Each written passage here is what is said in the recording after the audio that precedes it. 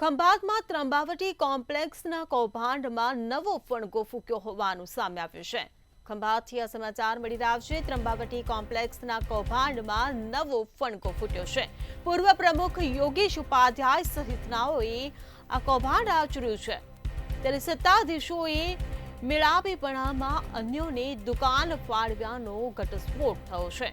પૂર્વ પ્રમુખે પુત્રવધુ અને 4 કર્મચારીઓને દુકાનો ફાળવી દીધી। ચીફ ઓફિસરે પૂર્વ પ્રમુખના પુત્રવધુને નોટિસ ફટકારી છે। તો ખંભાતથી આ સમાચાર મળી રહ્યા છે। નોટિસ મળતા જ પૂર્વ પ્રમુખના પુત્રવધુએ વટાણા વેર્યા હોવાનું સામે આવ્યું છે। મારા સિવાય અન્ય 4 કર્મીઓને પણ દુકાનો ફાળવવામાં આવી હોવાનું જણાવ્યું। વધુમાં જણાવ્યું કે મારી જોડે ડ્રેસ ભાવ રાખી મને નોટિસ આપવામાં આવી છે। પૂર્વ પ્રમુખે પુત્રવધુ અને 4 કર્મીઓને દુકાનો ફાળવી દીધી, ત્યારે ચીફ ઓફિસરે પૂર્વ પ્રમુખના પુત્રવધુને નોટિસ ફટકારી છે।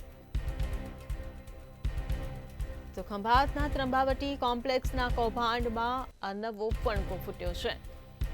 તો પૂર્વ પ્રમુખ યોગેશ ઉપાધ્યાય સહિતનાઓએ કૌભાંડ આચર્યું હોવાનું સામે આવ્યું છે, ત્યારે સત્તાધીશોએ મેળાપીપણામાં અન્યોને દુકાન ફાળવ્યાનો ઘટસ્ફોટ થયો છે।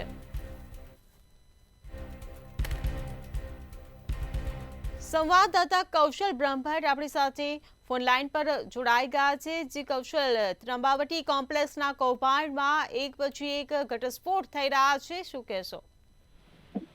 જી, ખંભાતના ત્રંબાવટી જે કોમ્પ્લેક્સ છે તેમાં 26 જે દુકાનો છે તે કોઈ પણ હરાજી વગર કે એના વગર ફાળી દેવામાં આવી હતી। તેમાં નવો ફણગો ફૂટ્યો છે।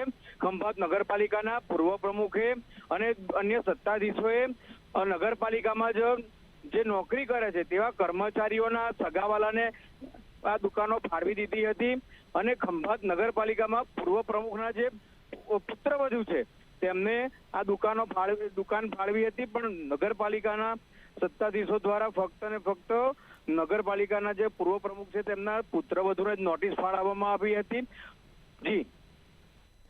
જી, સમગ્ર માહિતી બદલ આભાર।